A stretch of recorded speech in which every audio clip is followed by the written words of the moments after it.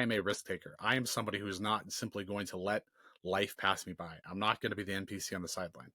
I'm a I'll willing. caveat that with saying Yeah. I'm an intelligent risk taker, Yeah, right? that's a very good call. Don't be a stupid risk taker. I could go and run out in the middle of New York City traffic tomorrow. That's a Yeah. stupid risk Yeah. for no reward, right? But if I have a calculated reason for taking a risk, you should absolutely be doing it.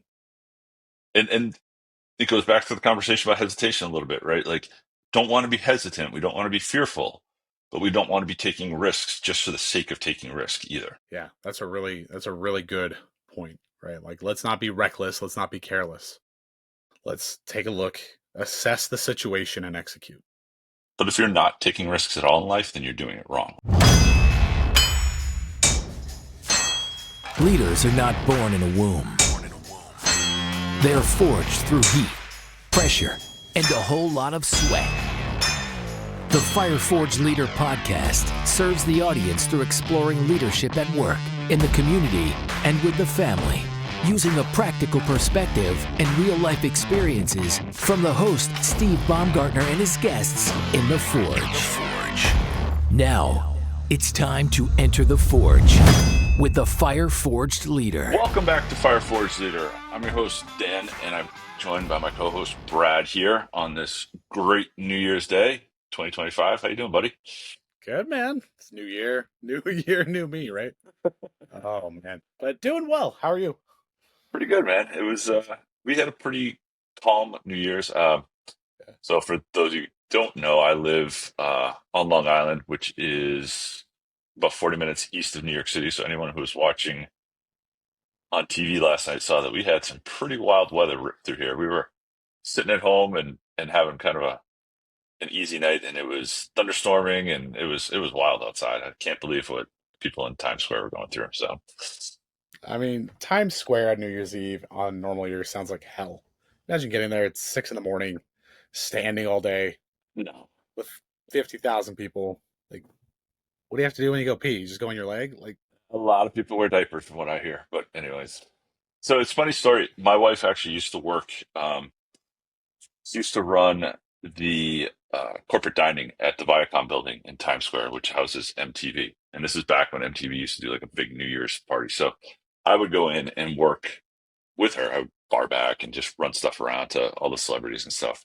And we would have the way the building was set up. There was like these little squares outside the building where we could walk outside and get fresh air or whatever during the night, and we would just see the people crammed in like cattle, like just and I don't understand it. Like, I'm not a big New Year's guy to begin with, but I don't understand getting shoved in there for hours and hours and hours with no food, drink. I mean, it's whatever you bring with you, and if the weather changes, tough crap, you're not leaving. Like, I don't get it.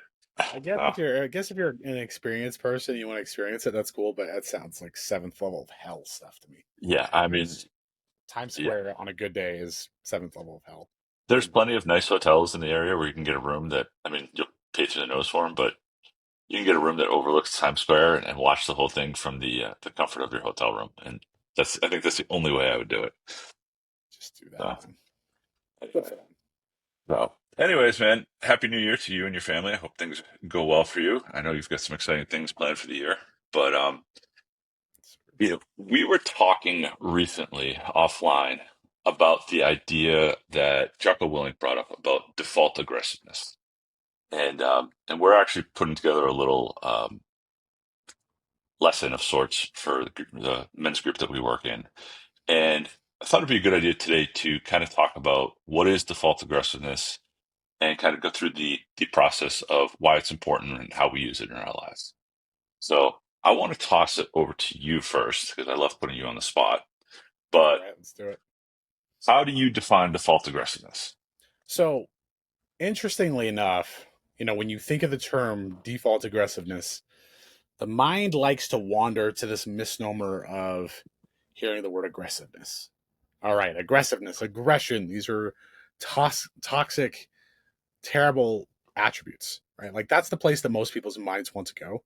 And if they're thinking about that, they're thinking about it entirely incorrectly. Because what default aggressiveness means is when you think of what makes a leader, what makes an athlete, what makes a performer great at their job is that they aggressively go and get what they want. They aggressively go and they're able to execute. So the ability, like the way that I would define default aggressiveness is it's the ability to proactively take initiative, overcome challenges, and execute, regardless of the circumstances, regardless of the environment, regardless of what's going on. Right? It's I'm going to make a decision now. I'm going to execute on that decision now, rather than wait for an event to unfold before me, forcing me therefore to be reactive. Yeah, and I really like how you approach the word aggressiveness and kind of dug in there a little bit because it does have a negative connotation at face value, right? Aggressiveness typically is something that is considered quote unquote bad, but it's not, right? Because aggressiveness is an ability to highly pursue something. In my book, that's the way I kind of look at the word, right? Because I think of aggressiveness, say on the football field, right? Yeah, you're aggressive, you're violent, but violence is accepted in that scenario, so it's allowable. But an aggressive player is one who pursues the play. You know, if you're on defense, you're pursuing the ball carrier at to no end. You're pursuing the interception, whatever it is, in a manner that is powerful and is very you're very determined in a sense versus a more passive approach like you talked about where you kind of let things unfold and you watch things and you kind of see what's going on but you let the actions of others dictate your future and that to me is where default aggressiveness really comes into play. It's a mindset where we go, I'm going to be responsible for the outcomes in my life and I'm going to pursue actions to create those outcomes versus let actions create outcomes of others, let actions of others create outcomes for me. And to me, that's the big difference. It's control, it's the ability to the best, uh, to your best availability, control your future versus let others' actions control your future. It allows you to act rather than to be acted upon, right? Right. So something I was thinking about while you were talking there is, it's there's this idea that it's really less of an idea and more of the reality that we live in a society and we live culturally where a lot of men, a lot of women, a lot of leaders, a lot of individuals so often allow themselves to be acted upon. So therefore they end up being reactive. And to ask you a question and pose you this question, Dan, why is that dangerous? Why is that bad? Why is that unhealthy to be acted upon, forcing us therefore to simply be on our back heels, being reactive? Yeah, it's a good question in the sense that I think for me personally, anyways, when I let other people kind of dictate my future, I'm never happy with it. And it never goes exactly the way I want it to, right? Versus if I actively and aggressively pursue something, then the outcome may not be what I initially wanted it to be, but I've controlled the step, every step, I've controlled the steps along the way. And I can't really complain about the outcome. It's not your fault that something happened. It's my fault that something happened. And I can look at myself and go, okay, what did you do well? What did you do poorly? But at the end of the day, I own the outcome versus it being somebody else's actions that own the outcome. And whether it's good or bad, I don't have anyone else to blame. And I don't know about you, but at the end of the day, if I can go to sleep and I don't have someone else to blame for what's happening to me, which I hate that whole concept in general, but if I don't have if I can look at myself and say, you've controlled everything today to the best of your ability to get the outcomes that you wanted, I can sleep well at night. If I can't, then I feel like as a man and as a leader, I haven't stepped up to my fullest potential. I look at this reactionary mindset that oftentimes we fall into as attributable to fear. Right? Like I am afraid, I am scared that I'm not going to be able to execute on what I need to execute, or I'm scared that if I make this decision, it may not go well. So I'm going to hold back and let somebody else validate to me what they want. I think about this a lot at work. One of the interesting things that I deal with is there are a couple of folks that I manage that are constantly seeking to people please me. Hey, here's this thing that I'm working on. I'm scared to get started on it. I don't know if this is a good idea. I don't know if you'll like it. Like they'll kind of dip their toe in the water in terms of being proactive, but then they'll immediately try to seek all this validation because there's a certain amount of fear in terms of what they're doing. And what I've tried to impart on them is I want to empower you to be able to go forward and do those things.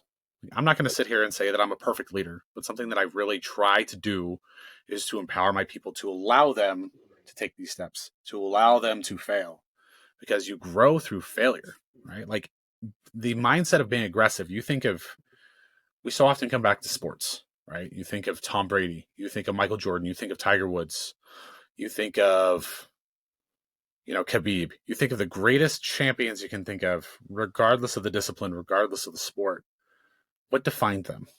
They were the ones willing to take the last shot. They are the ones willing to throw the pass into that tight window. They are the ones willing to, go for the green at 300 yards rather than try to play it safe and keep it to the fairway, right?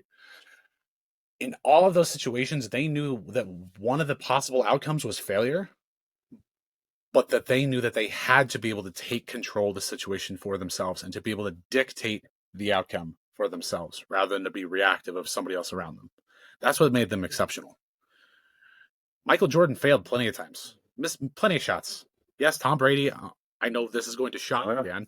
Tom Brady lost in the Super Bowl. He lost in the Super Bowl More than one. multiple times, right? But because they were willing to take the shots, they put themselves in the position to be there. And we don't remember those failures. We don't remember those struggles. We don't remember those times where they missed the shot or they threw the interception or they whatever. We remember those successes because they were willing to challenge those outcomes and challenge themselves and not be reacted upon. Right. And legacy part aside, right? You're talking about how we don't remember it. Take that part out of the equation. What we're really talking about is a lack of hesitation. And it's important to clarify here, right? This mindset of default aggressiveness and these examples that we're given where these guys, just mostly guys that we were talking about, went and just did something to make it happen. It doesn't mean that they were making a decision willy-nilly, but they weren't hesitating and sitting back and going, oh, let me see how everything else plays out. They took the information they had at hand and they made a decision and they moved forward. But it was an educated decision on a lot of times, like Tom Brady. He doesn't just throw into a window. He throws into a lane that he's practiced making that throw 1,000 times before. Same with Michael Jordan and his shots and, all these other guys. It's all these other athletes. It's all stuff that they've practiced previously so that when the game was on the line, they knew that they could trust in their instincts. And that's what we're talking about is creating instincts to aggressively pursue something versus being hesitant and fearful, to use your words from before, about what the next steps are and empowering people. As leaders, part of creating this default aggressiveness mentality, and you alluded to before, is empowering people. And I don't know if I mentioned it on here the last time we talked about it, but something that's come up a lot lately in my conversations at work is the burnt hand syndrome that I talk about, like with my kids. It's at a certain point, you have to take a look at decisions people are making and go, is it going to hurt them? Right? Is the little kid going to burn their hand on the stove? No. Okay. If the answer is no, then you let them go, right? If they're not going to hurt themselves, hurt the company, whatever it is, you let them go. And that's how people are going to learn as well to trust their instincts, because they're either going to succeed or fail based on those instinctual movements. But that builds a confidence in them versus I could very easily take my kids and be like, okay, now go into the room and pick up this toy and do this, do this, do this.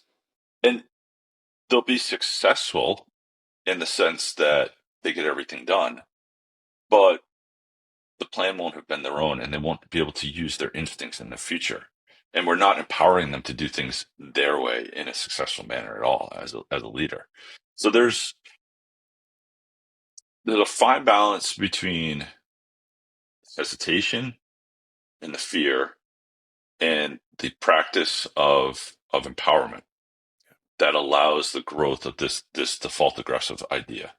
And that's really kind of where I want to dig in a little bit more with you, because I feel like that's a really important point. Yeah. That actually brings me back to an experience I had literally today, probably 90 minutes ago. So one of the things we got our kids for Christmas was a piano. My daughter's been very interested in learning the piano. Like my son's kind of interested, but not nearly as interested as his sister is. And since we've gotten it, she's been practicing, and she's so smart. Like this girl she's picked up how to do like Mary Had a Little Lamb and Oh Holy Night and all these things just kind of on her own, just feeling out the notes, trying to read the music and everything. And she was trying to find the right note to play for the first Noel, and she wasn't quite hitting it. And she's doing this all by ear, mind you. And she's like, "Mom, like I'm not musically inclined. I'm a train wreck musically. I'm not the person you ever want to ask about music, right?" So she's, "Mom, I don't know what note to hit. I don't know what note to hit." My wife very easily could have gotten up and said, "It's this one, sweetie." But she said, "Figure it out. Listen." And then she would give her hints like go up or go down. And what that enabled my daughter to do was to figure that out on her own. Right? Like that initial fear that she had of like, oh my gosh, I don't know what to do. I need help. She was challenged there by saying, okay, I'm going to empower you to figure this out on your own. And by so doing, you're going to realize I can do this. I can figure these things out. And that example of the piano, any single one of us can sit down and think about how there's certain circumstances in our lives where we think of something like that. I don't know how to solve this problem at work. Let me ask my boss. Me as a manager, that's my biggest pet peeve is when somebody comes to me and says, I don't know the answer. I'm like, cool. What are you going to do about it? Right. But to empower them to try to work through and solve situations on their own, like that in and of itself is a level of aggressiveness and decisiveness, because you're in a position where you're not going to rely on somebody else to give you the answer. You're not going to rely on somebody else to give you that outcome that you think that you want. You're going to drive those outcomes. And the only way you can do that is via action, right? So I wanted to ask you kind of along those lines, and I know you wanted to dig into this a little bit. Something you have like this write up, we alluded to this topic that we're putting together that we're trying to do. There is something in your write up that I've kind of, my eyes have fallen to several times, even in this conversation. It's just like adopting default aggressiveness can empower you to seize opportunities. And I've really hung on seize opportunities, right? So I guess, Dan, a question for you is in relation to this mindset and understanding it. Let's kind of dive into this concept of being able to go out there and seize something by simply applying these principles that we've been talking about to this point. It's a yeah. The idea of seizing an opportunity, it really comes down to me, it's the idea of lack of hesitation. Right? People who hesitate tend not to get as many opportunities as people who don't hesitate. That's the bottom line. So by being default aggressive and jumping into a situation, and listen, sometimes you're going to jump into situations where you're going to start working and you don't even necessarily know that what you're doing is the right one. You're just moving forward. It's more of a ready, ready, fire, aim type situation versus being calculated and getting the right angle and figuring out the exact way to aim and shoot, right? It's sometimes you just got to jump in and start working the problem. So I'm reminded of a young lady I have who works for me. She's a great engineer. She's going to be a really great engineer. She's going to be a good project manager one day. And we were talking before our winter break because she asked us, me and my partner, to do like a mid-year kind of informal review. Just talk to her about, what she needs to work on. She was recently promoted and now she wants to know, she goes, I understand I'm not moving up to the next level anytime soon, but what are the things I need to work on? And the thing that my partner and I both independently honed in on was you ask great questions, but you ask questions where you don't do any research first. Right. And it goes back to exactly what you were talking about before. You're not seizing the opportunity to learn and improve yourself. You're simply going, I know that Joe down the hall has the answer to this. So rather than doing a little bit of hard work and digging in, I'm going to just go ask. Some situations that's the right thing to do, right? If you're in a time crunch and you've got to get something and there's a very specific thing, yeah, go ask the question. But a lot of times you're better off taking a step back, doing the research, learning, and at least presenting, hey, we've got to do this task. It can be done in manner A or manner B. This is the pros and cons of this. This is the pros and cons of this. I'm really not sure which way to go. That to me is seizing the opportunity much better than just saying, how do we want to proceed with this? Because you've done some research, you've learned. Now you know going forward when a similar situation presents itself, you've immediately got it in your hands. Okay, the pros of this solution are this, the cons are this, and same for solution B. Now I can look at this and go, last time we chose A because of these reasons. Do those reasons exist? Yes. Okay, let's go with A. If they don't, maybe we should go with B. But you've learned and you've evolved and you've become a better employee at whatever you're doing. So that for her, that's one of the big things that she's really working on. And she took it to heart. She's like, yeah, I completely agree. She goes, I get frustrated because I know that you or Tony or whoever have the answer. She goes, so it's almost like, why should I bother digging in? But she goes, I understand that I need to be able to internalize that. And the only way I can do that is by learning and kind of figuring it out myself. Yeah. So for me, that default aggressiveness of, I'm going to figure this out. I'm going to get through this. I'm going to find a way or make one, to use one of our old mottos here. Um, that really builds a sense of knowledge and allows you to seize the moment versus being hesitant and stepping back and just going, okay, I can get the answer here. I can get the answer here versus I can solve this myself. Yeah. That's such a valuable lesson, and that's going to be such a great lesson for her throughout her career. Is that, yeah, you might not have all those answers right now. You might the easy answer is to go to somebody who I believe has all those answers so that they can give them to me. But the way that she's truly going to learn, and this is I deal with the same thing at work all the time. Come forward with a problem. I don't have all the answers because I'm still pretty new in my role. I don't understand our tech stack inside and out like some folks do. So I've used that as an opportunity to say, okay, rather than come to me saying, how do I do this? Let's learn together. So I'll pull them aside. We'll spend 15 minutes digging through our documentation, looking for use cases that we can see to just try to understand and think about things logically. Like, okay, I know that if this product does XYZ, then my question could reasonably be answered. But I have to be able to also understand what the end user is trying to accomplish before asking this question. And that all comes from a level of curiosity. And taking a step back, and hearing you talk about that story and like thinking about her, we've all been in her shoes, every single one of us. I don't know the answer to this. Who am I going to ask to give me the answer? Who am I going to reach out to give me that information? When you really start to understand and dig into the psychology of why are we like that, right? Like why are we scared of failing? Why are we scared of feeling like we don't have the answer? Why are we scared of, people think like our manager, our boss thinking I'm incapable or I'm incompetent? What does that boil down to? And this isn't the case every time, but I can't help but think of the term of catastrophization. And I know you and I have talked about this in podcasts of lore.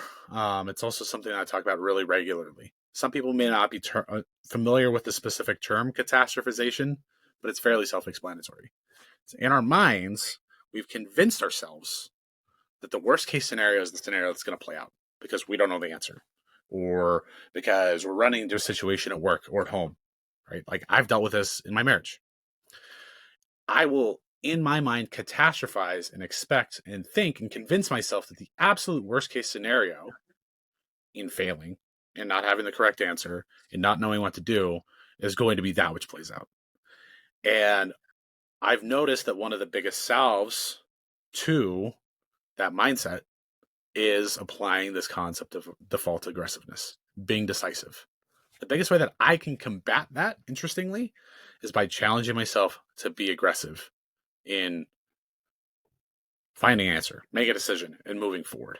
And what you'll often find, right, and this, when your mind is thinking worst case scenario, worst case scenario, worst case scenario, I'm a loser, I'm a failure, they're going to hate me, they're going to think I'm incompetent, she's going to want to leave me.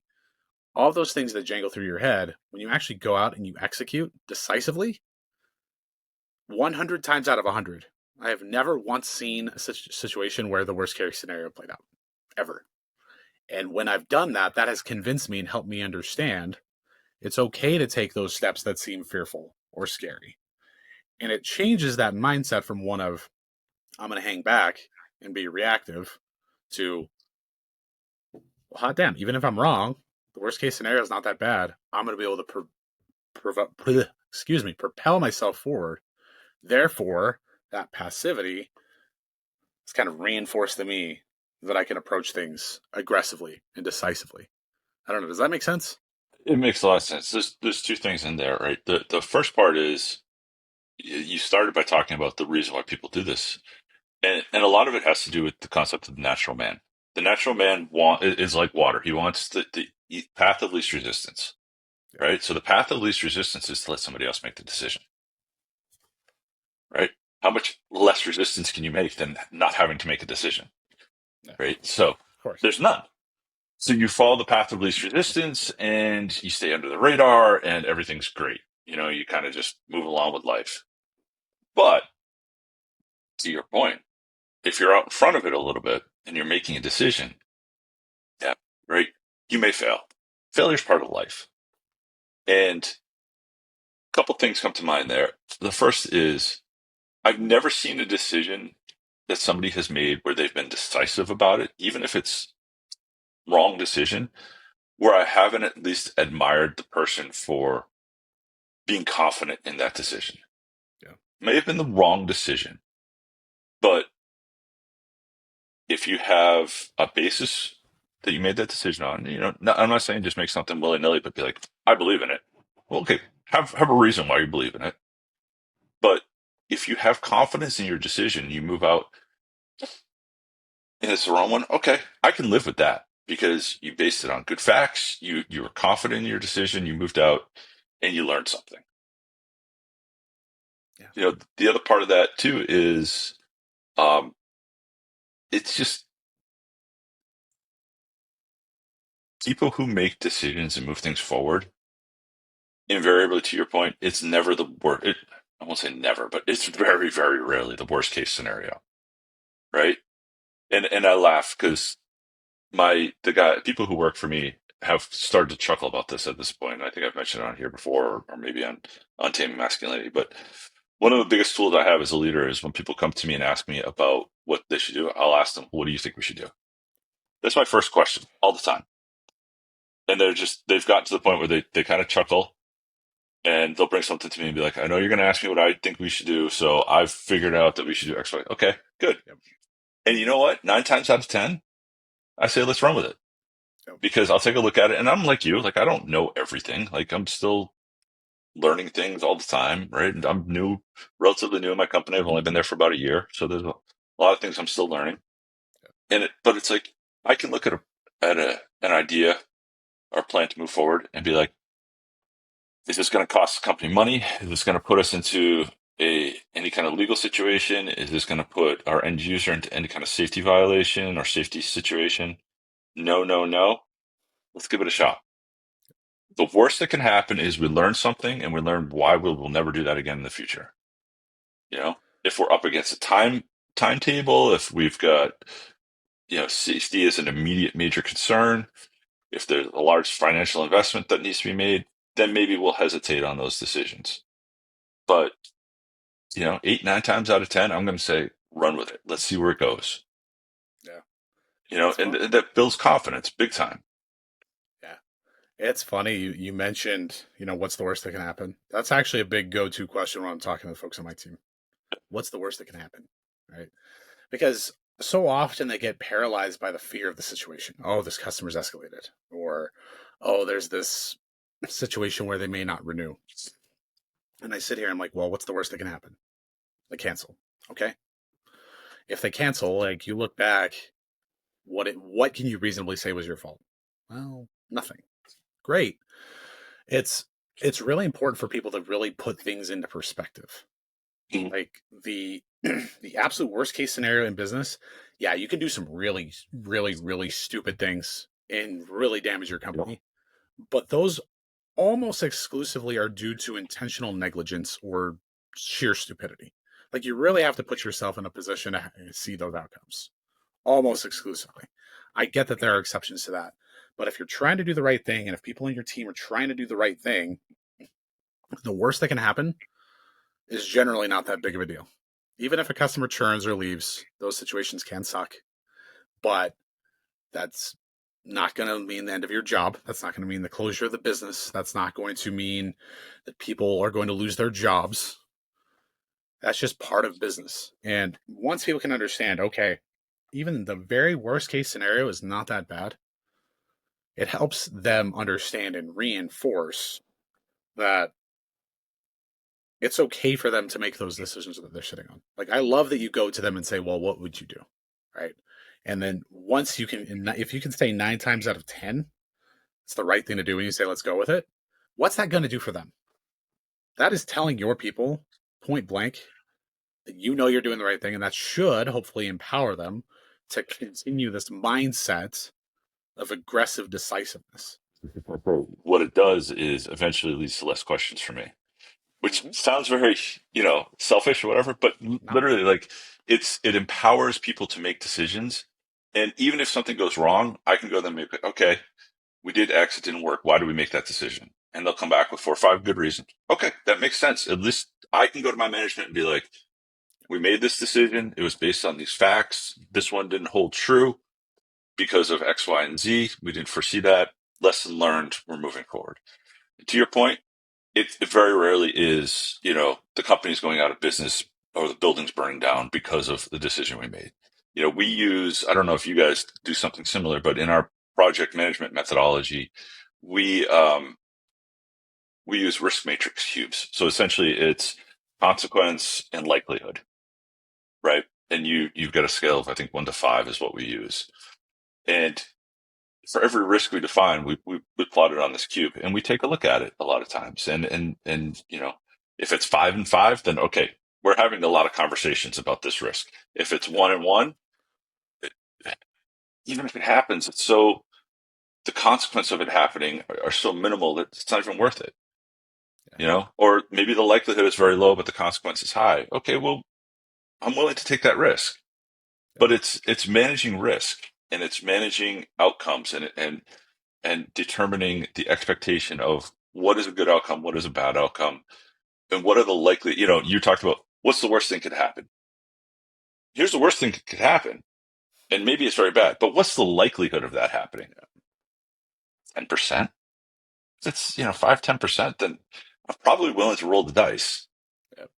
So yeah, it's a little bit of a gamble, but it's also empowering people to make decisions is such an important part of leadership that those are the risks you have to take as a leader sometimes to develop good people. Yeah. Like you have to be willing to take risks. You have to be willing to take, you have to be willing to be challenged, right? Like there's this term that's pretty new in terms of being like an NPC in your life, right? Like nobody wants to be that NPC. Everybody wants to be the hero. Everybody wants to take control of their own life and get those outcomes. But so often, the risk involved to get there terrifies people. So if anything, I hope that this is a conversation that really challenges that risk aversion, that fear, to really sit yourself down, ask yourself, what's the worst that can happen? What how can I press forward and challenge myself to make that decision? Life's filled with risks. Everything that we do in our life carries risk. Every single freaking thing. Like we walk outside to go check the mail. There's actually inherent risk in doing so. We don't want to talk about it. We don't want to think about it. But because there's risk in every single thing that we do, we have to understand that there's a level of risk we have to be willing to take, and that should be our de facto norm. I am a risk taker. I am somebody who is not simply going to let life pass me by. I'm not going to be the NPC on the sideline. I got that was saying Yeah. I'm an intelligent risk taker. right? That's a very good call. Don't be a stupid risk taker. I could go and run out in the middle of New York City traffic tomorrow. That's a Yeah. stupid risk Yeah. for no reward, right? But if I have a calculated reason for taking a risk, you should absolutely be doing it. And it goes back to the conversation about hesitation a little bit, right? Like, don't want to be hesitant. We don't want to be fearful, but we don't want to be taking risks just for the sake of taking risk either. Yeah. Yeah. That's a really good point, right? Like, let's not be reckless. Let's not be careless. Let's take a look, assess the situation, and execute. If you're not taking risks at all in life, then you're doing it wrong. Like, risk is an integral part of living a successful, productive life. Otherwise, you're sitting on the sidelines and watching everyone else play the game. Yeah. Man, That's a good line, man. I can't add it. I don't think there's much to add to that. That just kind of came out, but Mic drop moment right there, man. so, anyways, I'm glad to be back here recording with you. This was great. I hope everyone who's listening, got a little value out of this. Make sure you're checking everyone out on social media, right? Fireforge Leader is on Instagram and TikTok and all over the place as Fireforge Leader. I'm on Instagram as untaming_Dan. Brad, you're at what? Untamed_silverback. There you go. Brad is the silverback gorilla. But yeah, we would love for you guys to follow us, to check us out. Let us know how you're living a default aggressive life. And until next time we talk to you, we'll leave you with just one question. What are you doing to untame your masculinity?